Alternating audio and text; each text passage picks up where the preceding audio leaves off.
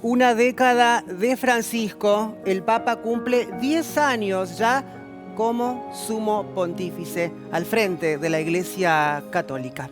A propósito de estos 10 años, de esta década del Papa Francisco, Leticia Martínez nos va a hacer un repaso precisamente de estos años en donde hubo de todo, ¿no? Entre ellas las decisiones como Papa argentino de encarar una nueva hoja, tal vez un nuevo capítulo en la Iglesia, ¿no?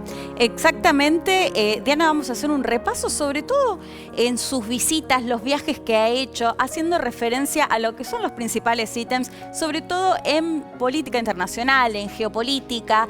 Repasamos, si te parece, una de las primeras placas que hace referencia a la migración. Yo diría que este es uno de los ítems principales. ¿Por qué? Porque cuando asume en marzo de 2013, el primer viaje que hace, lo hace a la isla de Lampedusa, al sur de Italia, isla italiana clave para la migración, cuando llegan desde África, cuando llegan desde Medio Oriente, intentando buscar un mejor destino en Europa. Es esta isla donde suceden, bueno, situaciones como las que vemos y contamos lamentablemente muy seguido, de miles de muertos de migrantes, y la situación de Italia particularmente. De hecho, ahora con la primer ministra Giorgia Meloni, una postura antimigratoria, que están los migrantes en embarcaciones muy precarias, sin agua, sin alimentos, y les impiden bajarse, ¿no?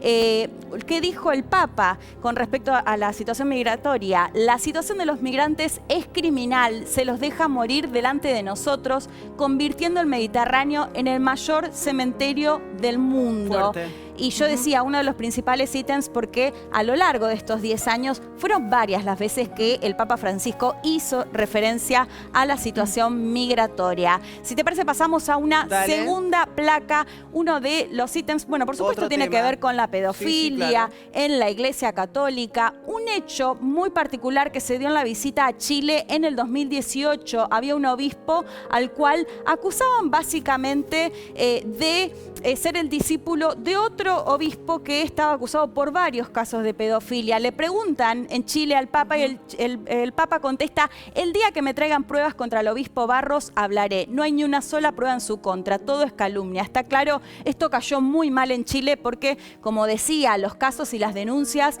de pedofilia eran un montón. ¿Qué pasó? El Papa Francisco, cuando volvió al Vaticano, pidió disculpas. Y ahí, bueno, una narrativa mucho más fuerte de justamente que se terminen con los abusos dentro de la Iglesia. Si te parece, Diana, compartimos una parte en la cual el Papa hacía referencia a los casos de pedofilia.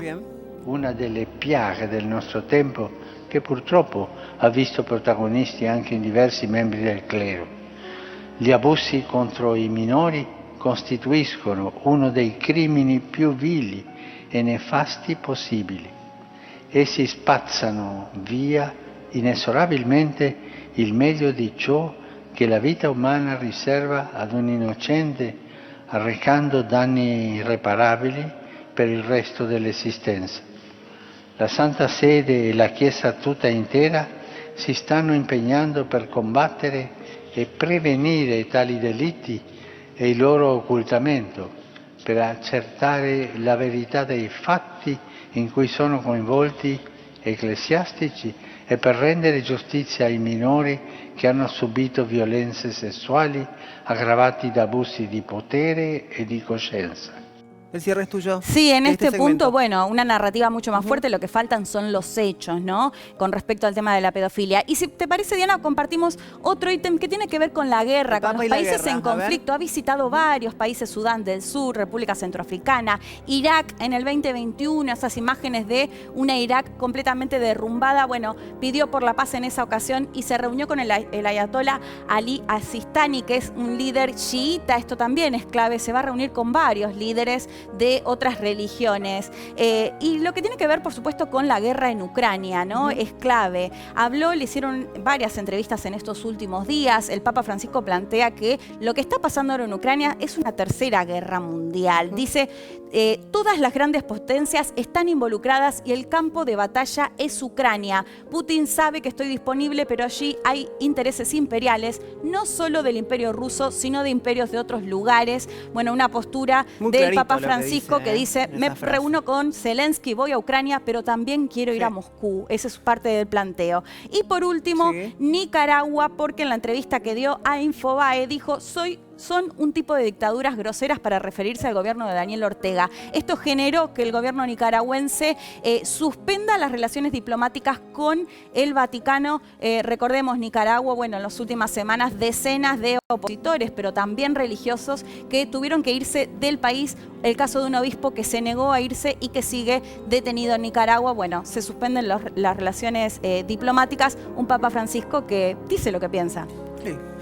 Muy bien, Leticia, seguimos con el tema, pero en otro aspecto relacionado con los 10 años del Papa Francisco tenemos que hablar de la carta de los políticos, de los principales líderes políticos del país, dirigentes del oficialismo y de la oposición, con las firmas del presidente Alberto Fernández y también la vicepresidenta Cristina Fernández de Kirchner a la cabeza, enviaron una carta al Papa Francisco con un motivo de sus 10 años de pontificado. Nosotros, argentinos y argentinas de distintos ámbitos de la vida pública, queremos manifestar nuestra admiración y cercanía por tu obra a favor de la humanidad, en particular de las personas excluidas y pueblos pobres, tu firme defensa de la paz mundial y tu permanente promoción de una ecología integral, dice el texto. Y agrega, los argentinos y las argentinas te queremos mucho, valoramos enormemente tu tenaz trabajo por la paz, la justicia y el desarrollo humano integral en todo el mundo. Sabemos la resistencia que genera tu labor entre quienes pueden ver afectados intereses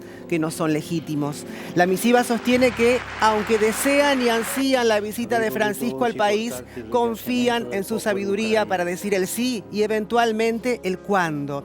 La carta está firmada por referentes de distintos signos políticos, desde el diputado del Frente de Todos Máximo Kirchner, el dirigente social Juan Grabois, hasta el jefe de gobierno porteño Horacio Rodríguez Larreta, la exgobernadora bonaerense María Eugenia Vidal y los legisladores Martín Lustó y Facundo Manes, entre gobernadores, funcionarios, referentes sindicales de la CGT, la CTA Autónoma y la CTA de los trabajadores, dirigentes también de movimientos sociales, rectores de universidades y referentes del ámbito cultural y deportivo.